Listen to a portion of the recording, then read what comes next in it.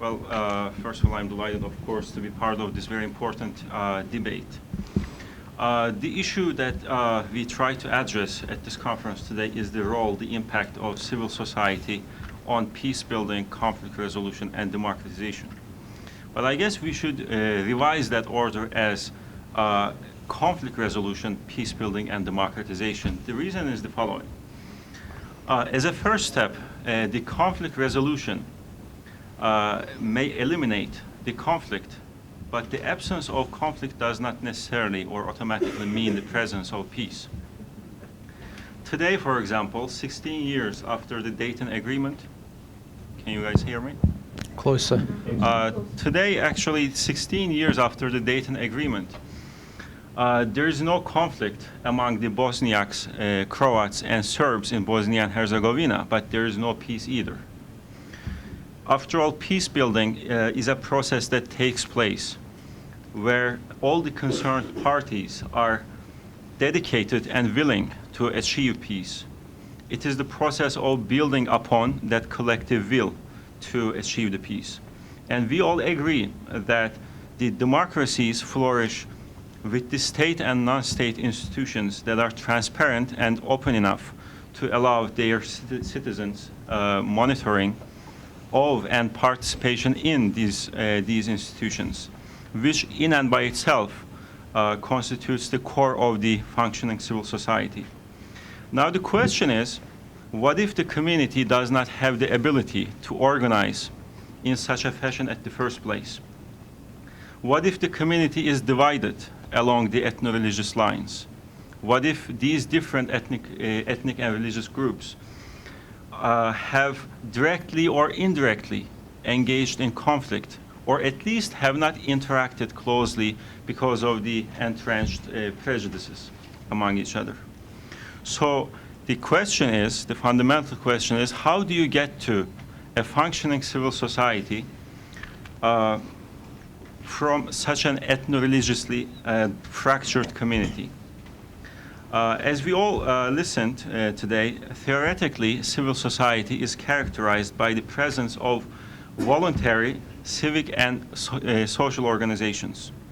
Run by the informed citizens and the groups, these non-governmental organizations assume responsibility for monitoring governmental institutions and for mobilizing the available resources to maintain order and efficiency in these not only in these governmental organizations, but in the society in general.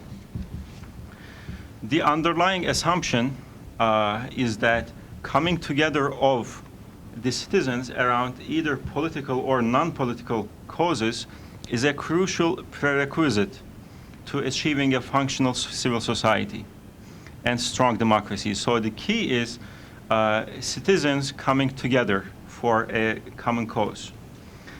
The analysis of Gulen-inspired civil society initiatives in southeastern Turkey, and specifically in the city of Mardin, suggests that they have these civil society initiatives, or as it is called generally, the Hizmet movement, has been to a certain degree successful in bringing together different ethno-religious groups in the city of Mardin as a necessary first step towards building civil society.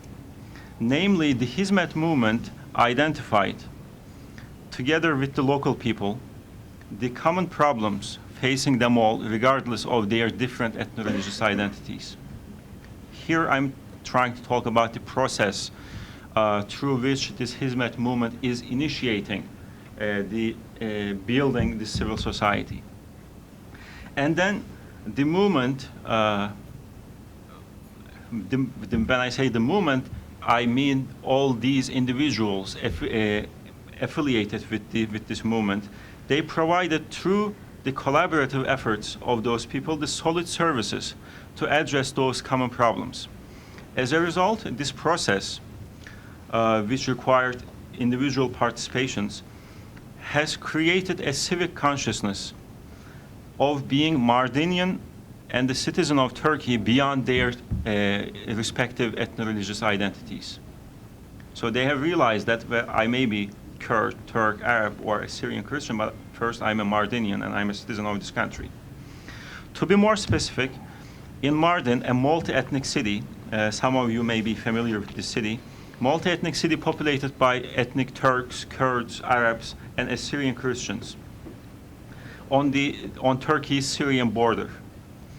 The affiliates of the Hizmet movement have, through their personal interactions and conversations with the local people, first convinced them, the local people, that the fundamental problem of their community was the lack of education and educational infrastructure in the city.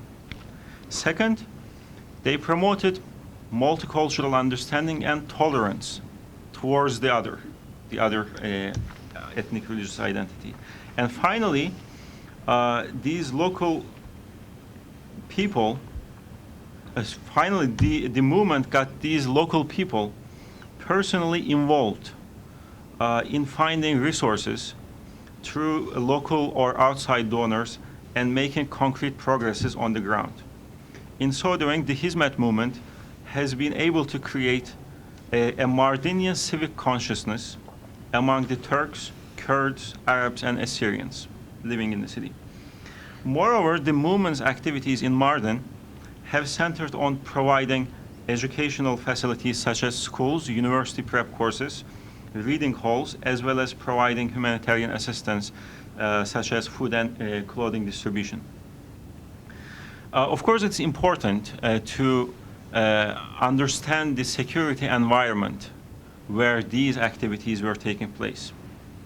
Mardin was heavily affected by the ensuing conflict between the Turkish armed forces and two terrorist organizations, PKK and Hezbollah, respectively starting in early 1980s and early 1990s. And this conflict, continuous conflict, deprived the city of basic infrastructure, investment, and educational facilities. And at the same time, these conflicts sort of deepened the ethno-religious fault lines among these groups. Against this backdrop, the affiliates of the movement first established personal contacts with the local people in the late 1980s. Their conversations focused on the necessity of providing modern education to the young generations, which would in turn help them to be productive citizens and benefit their community.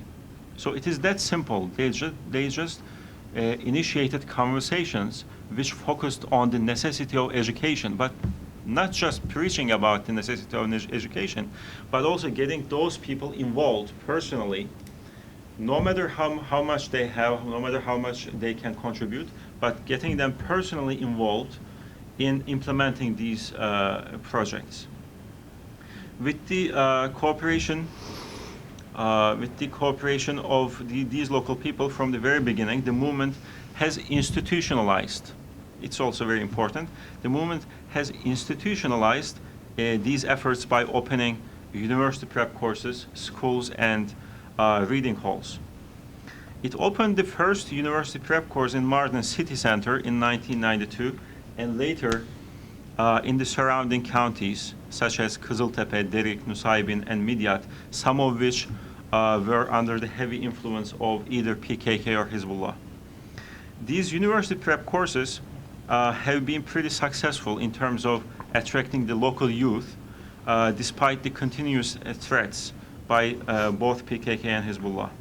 The main reason was that these prep courses were pretty much the only means for them to possibly go to university, and for their parents to keep their teenage children away from the PKK and Hezbollah's forced recruitment. Moreover, the movement established a private school which included all three of elementary, secondary, and high school levels, and the construction of this school was not funded by the state but by a Mardinian businessman contacted by the affiliates of the Hizmet movement and who was living in Istanbul. Besides teaching the school, besides teaching arts, and sciences, as well as English as a second language. The school prioritizes the development of its students' social and physical skills. Throughout the year, it organizes many events, including science fairs, art exhibitions, music performances, and sports tournaments. I will give you two examples of, with regard to the impact of this school. At the end of the school year, the student clubs organize a fair where they showcase their yearly activities. The school administration encourages the students to invite as many people as possible to vote on their projects during this contest. And every year it averages about 5,000 people.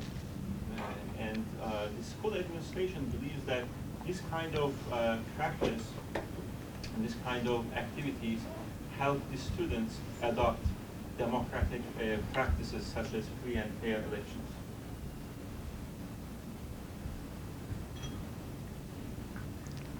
Furthermore, the school organizes public seminars and social gatherings with the local people. So it's not just about teaching the students, but also connecting with either parents or those who don't have any kids at the school. Through these seminars, the school administration shares its future projects with the local people and seeks their involvement in implementing them. Such a close and continuous engagement with the local people, and hence the confidence built in the school, have also changed some of the deep-rooted practices in Mardin, such as not sending their daughters, not sending girls to the schools. For instance, I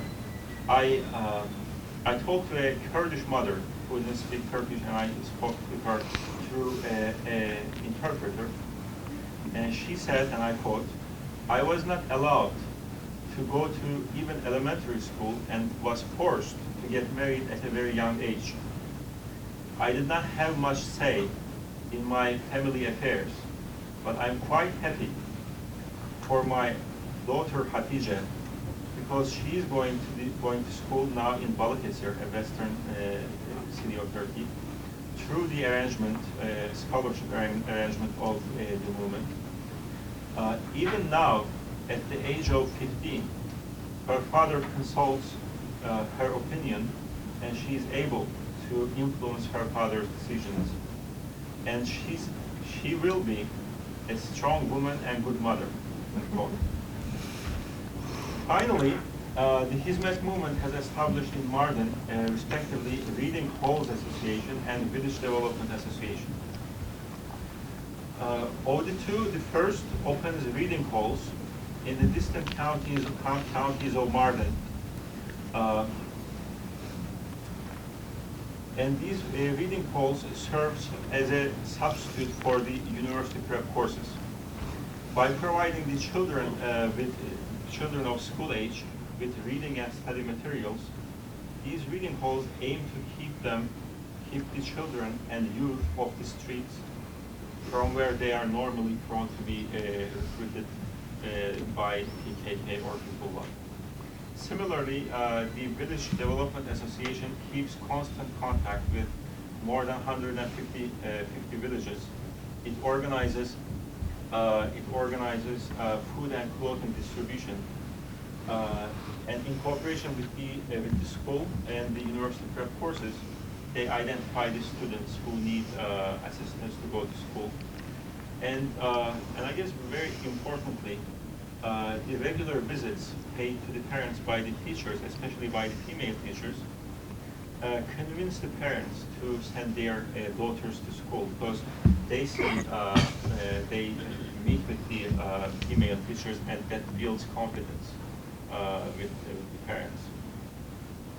And so the Gulen-inspired civil society initiatives in Mardin, or the Hizmet movement in general, have all commonly focused on developing the human capital of the city and a civic consciousness among its residents among its citizens, so that the different segments of that community can come together, despite their ethno-religious differences, to address their common problems, ranging from the lack of education to lack of investments, and from chronic unemployment to youth radicalization.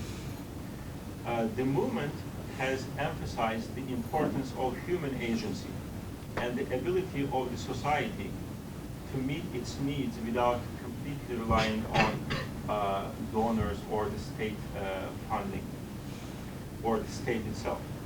Consequently, the necessity of law and order to sustain and protect what has been achieved through this collective effort has cultivated their respect and quest for the rule of law and democracy, because they want to protect what they have achieved together. It in turn laid the foundation for a sustainable and functional civil society in Mardin.